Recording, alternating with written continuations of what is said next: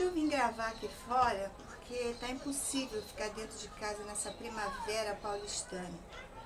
Tem um sol para cada um, fica muito difícil.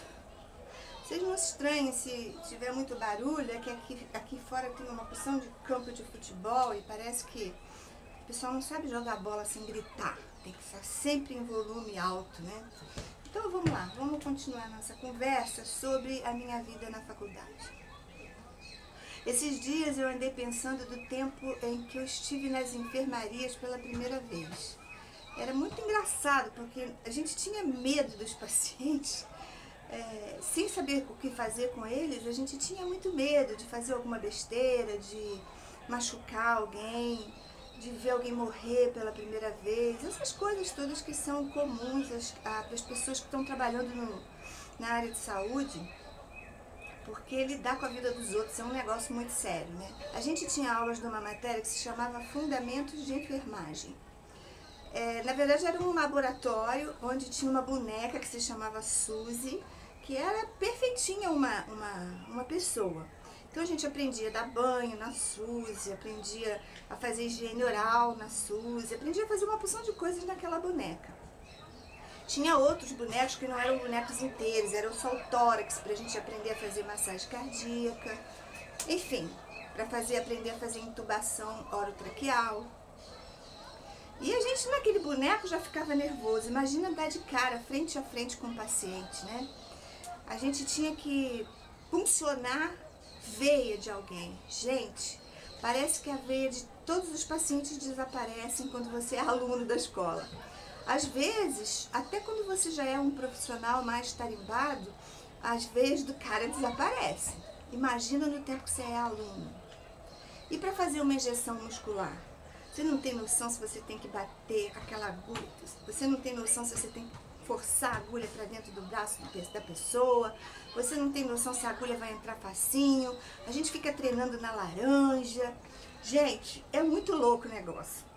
Aí eu fui parar logo no segundo ano, foi no segundo ou no primeiro ano da faculdade, eu não tenho certeza, isso já faz muito tempo, numa enfermaria que tinha, eu nem lembro enfermaria de que era, mas era uma enfermaria que te batia bastante gente idosa lá. E um dos procedimentos que a gente aprende em fundamentos de enfermagem é tapotagem.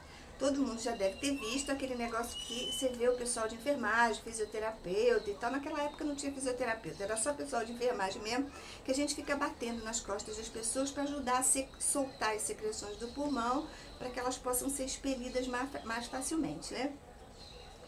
E a gente treinava um no outro lá no laboratório e depois íamos para a enfermaria para dar os cuidados que a gente tinha aprendido a fazer nos pacientes.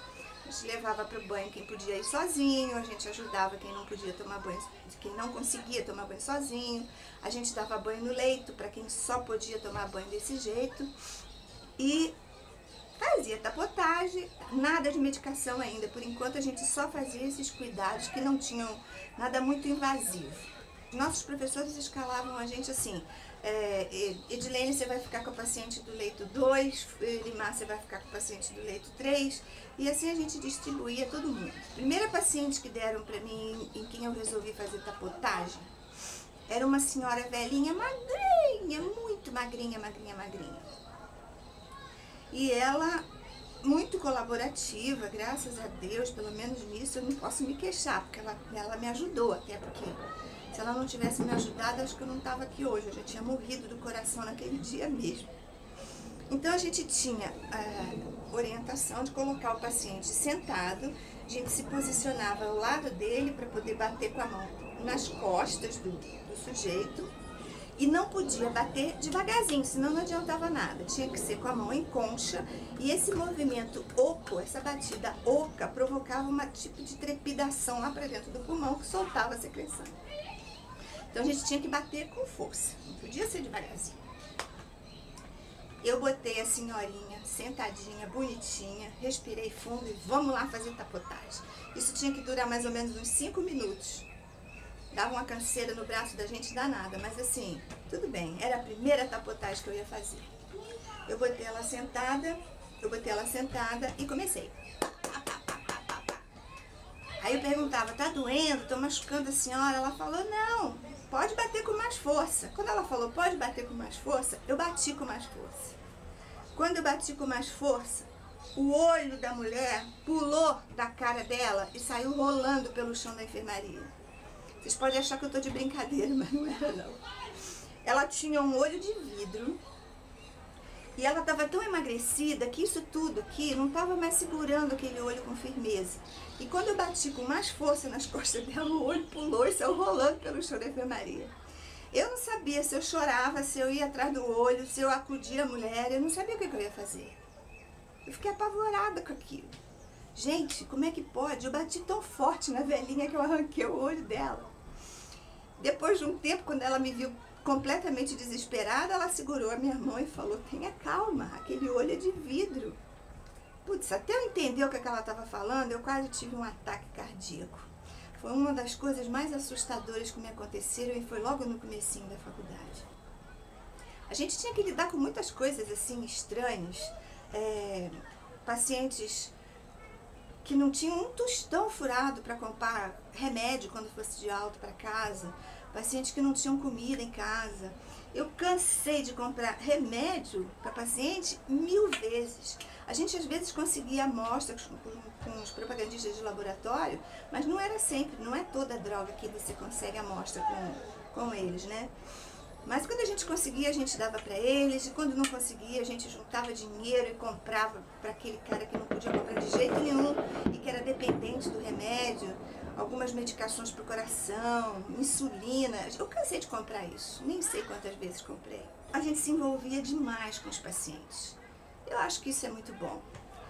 A gente não pode tratar o paciente como uma matéria-prima de trabalho, como uma coisa. É uma pessoa que está ali na sua frente dependendo de você para continuar vivo, para não sentir dor. E a gente precisa se colocar um pouquinho no lugar dele para tratá-lo com mais respeito, com mais carinho, com mais gentileza, com profissionalismo e não deixar que ele passe por coisas desnecessárias. Eu sempre trabalhei em hospitais públicos e naquele tempo não era tão ruim quanto é agora. Mas até recentemente eu estava trabalhando. Hoje o serviço público em geral é péssimo. Você não consegue, tem dia que só tem ovo para os pacientes comerem. Eu já vi uma vez assim, olha, aqui no almoço hoje vai ser macarrão com feijão e no jantar não vai ter feijão. É muito difícil. Os familiares precisam comprar remédio para os pacientes tomarem enquanto estão internados. É isso, sempre foi ruim, mas agora está bem pior, né? E aí a gente andava em várias enfermarias do hospital. Algumas, durante o estágio mesmo, eu decidi que não era a minha praia, que eu não podia trabalhar lá de jeito nenhum. As duas primeiras enfermarias que eu descobri que eu não podia trabalhar eram na pediatria e na maternidade. A maternidade me matava, porque eu sofro de dor solidária. Cada parto que eu tinha que acompanhar, cada mulher que eu acompanhava no pré-parto, parecia que eu estava sentindo aquilo tudo. Gente, era um sofrimento que às vezes era muito maior o meu do que o da paciente. Tinha pacientes que já estavam tendo lá o seu 10º filho e eles nasciam tão rápido quanto elas respiravam. Outras não, outras tinham muita dificuldade, tinham medo, e então era grito, era choro, era muito ruim. Eu não conseguia gostar de trabalhar lá na maternidade.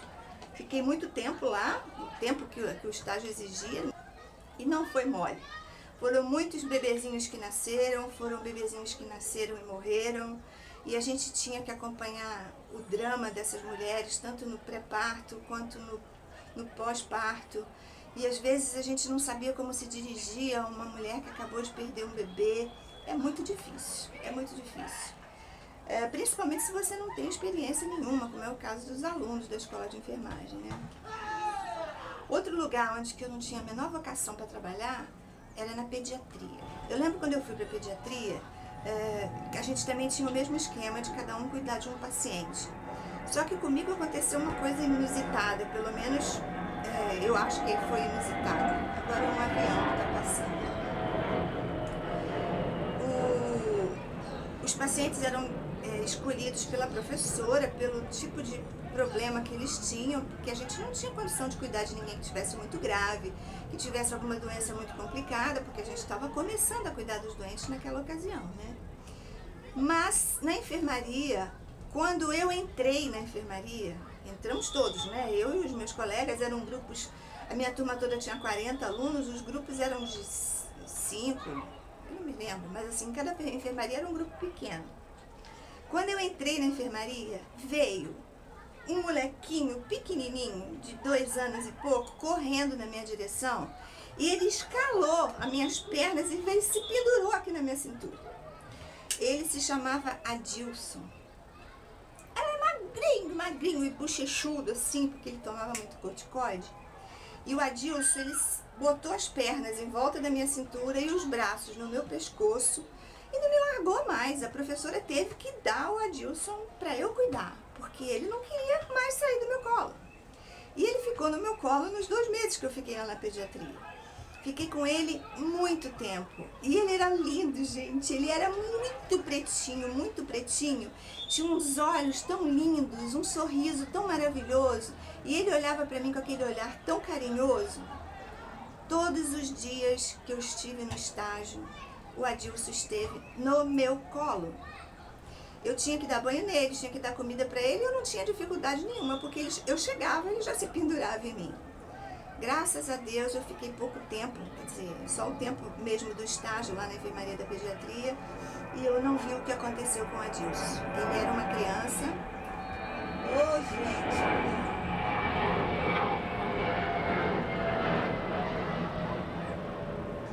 Ele era uma criança de menos de 3 anos de idade que tinha leucemia. Naquele tempo a gente não tinha os recursos que se tem hoje, né? Hoje muita gente que tem leucemia, dependendo do tipo de doença, do grau dessa doença, você consegue curar com várias formas de tratamento. Naquela época não tinha nada disso. Um diagnóstico desse era um diagnóstico de morte, ainda mais uma criança pequenininha. E o Adilson morreu, mas ele morreu depois que eu fui embora de lá, graças a Deus. Eu não ia poder ver aquele molequinho morto. Ia ser muito difícil para mim. E teve alguns episódios que foram muito engraçados, né? Eu cheguei no segundo ano da faculdade, eu passei pelo estágio de centro cirúrgico. Foi inclusive quando eu achei que aquele era o lugar que eu queria trabalhar. Para mim, só servia trabalhar no centro cirúrgico, porque eu adorei aquela dinâmica, aquele frisson do centro cirúrgico, que é um lugar muito elétrico para você trabalhar, né? E tô eu lá recebendo os pacientes. A função da gente naquele dia era só receber pacientes. E me chega uma velhinha de mais de 90 anos, eu não me lembro mais a idade dela, e eu peguei a pasta dela, peguei a programação cirúrgica e fui ver o que ela ia fazer. Ela ia fazer uma remoção de tatuagem. Eu falei, gente, ela tem mais de 90 anos, o que será que tem essa tatuagem? Aí fui conversar com ela. Dona fulana, bom dia, confirmei se a paciente era ela mesma, tudo bonitinho. E perguntei pra ela, porque eu não resisti, né? Eu tive que perguntar, o que a senhora vai fazer? Aí ela falou assim, vou tirar uma tatuagem que tenho aqui no braço. Aí eu falei assim, deixa eu ver. Aí ela levantou e tinha aquelas coisas bem comuns antigamente, né? Que era um coração com o nome do cabra escrito lá dentro do coração dela. Não lembro mais o nome dele. Aí eu falei assim, por que a senhora vai tirar essa tatuagem?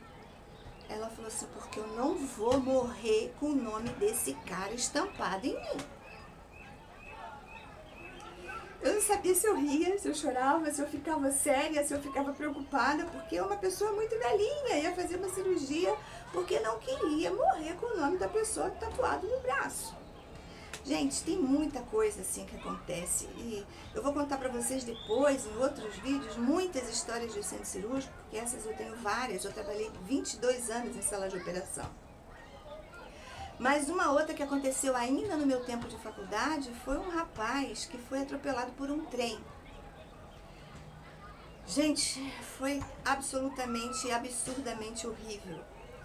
Ele caiu na linha do trem, eu não sei em que circunstâncias ele foi parar nessa linha do trem, mas ele caiu e o trem amputou lá mesmo na linha do trem o braço dele e a perna dele. E na hora que ele entrou no centro cirúrgico, na maca, a gente foi passar ele para a mesa cirúrgica e ele estava lúcido, ele estava acordado. E ele queria ajudar a passar para a cama. Só que ele não tinha nem o braço nem a perna daquele lado. E ele tinha um coto de osso espetado assim, naquele retalho de músculo, todo esgarçado, na perna também, e ele virava aquele cotoquinho de osso. Gente, foi terrível aquilo, ver aquele rapaz tão jovem, querendo ajudar, numa hora tão danada quanto essa. A gente encontra muito paciente que, em vez de ajudar, atrapalha. A gente encontra familiares que ajudam e familiares que atrapalham. Mas tem hora que você vê que a pessoa quer ajudar, mas não tem condição de ajudar. Esse caso, por exemplo, era um caso impossível dele ajudar. Ele não tinha o braço e a perna. Como é que ele ia ajudar a passar para a cama? E não era para ele ajudar mesmo, a gente estava ali para isso. Tinha bastante gente para ajudar a transferi-lo de uma cama para outra. Foi muito difícil isso, eu fiquei muitos dias com a imagem daquele rapaz na minha cabeça. Foi bem estranho, bem estressante mesmo. Tem muitos casos legais. Eu não vou conseguir me lembrar de todos, porque são muitos. No Hospital Antônio Pedro, naquela época, ele já era um hospital velho. Algumas alas do hospital já estavam sendo reformadas, mas a maioria das enfermarias era bem antiga. Então não tinha... as paredes não iam até o teto, elas iam até uma determinada altura e a gente podia ouvir o que acontecia na enfermaria do lado, por exemplo. Se o paciente estava chorando, se o paciente estava rindo, o que fosse que estivesse acontecendo, a gente ouvia na enfermaria do lado. E uma vez nós estávamos na enfermaria da Pneumo, gente, essa coisa foi uma das coisas mais nojentas que eu vi. E a professora chamou a gente para uma reunião para discutir os casos dos pacientes. E foi um horror isso. Todos nos sentamos na salinha lá de reuniões e começamos a ler a história da noite dos pacientes, o que tinha acontecido na véspera, né? Desde que a gente tinha deixado os pacientes até a hora que a gente voltou no dia seguinte de manhã. E uma das minhas colegas começou a ler o prontuário do paciente. Ali estava escrito assim: paciente confuso, desorientado, bebeu o conteúdo da escarradeira do paciente ao lado. Foi assim, sabe aquela onda de enjoo de todo mundo, porque todo mundo ficou imaginando a cena. E era um paciente de pneumologia, paciente cheio de secreção, horrível. Meu Deus, aluno sofre, aluno não sabe as coisas, aluno passa um monte de apuro. Uma vez a gente foi eu e uma colega, fomos dar uma injeção intramuscular numa pessoa e a pessoa era magra. Na hora que a gente espetou a agulha na pessoa, a agulha cravou no osso. Sabe aquela sensação? Cara, eu espetei a agulha no osso da pessoa. Tudo isso só acontece com o aluno, porque o aluno não sabe direito as coisas, porque o aluno não vê o paciente do mesmo jeito que o cara que é um profissional experiente vê. Então, tenham paciência com os alunos. Eles estão ali para aprender, a gente precisa aprender em gente, não adianta ficar fazendo tudo quanto é tipo de procedimento no laboratório, com a boneca, com o boneco, porque a vida real é muito diferente. A enfermaria é muito diferente do nosso laboratório. Eu agradeço muitíssimo a todos os pacientes que me ensinaram a ser uma enfermeira, porque eu sofria junto com eles, eu me alegrava junto com eles, cada alta era uma festa. E teve muitos episódios interessantes que eu vou contar pra vocês em outras ocasiões, tá? Se você gosta das historinhas de enfermeira, dê um joinha pra mim. Dê sugestões de outros assuntos, quem sabe alguma história que você tenha pra contar. Escreve aqui embaixo, a gente adora saber essas coisas. Tem muita coisa que eu vivi, mas tem muita coisa que eu nem imagino e você pode ter passado por elas. Ok? A gente se vê no próximo vídeo. Um beijo bem grandão e até lá. Tchau!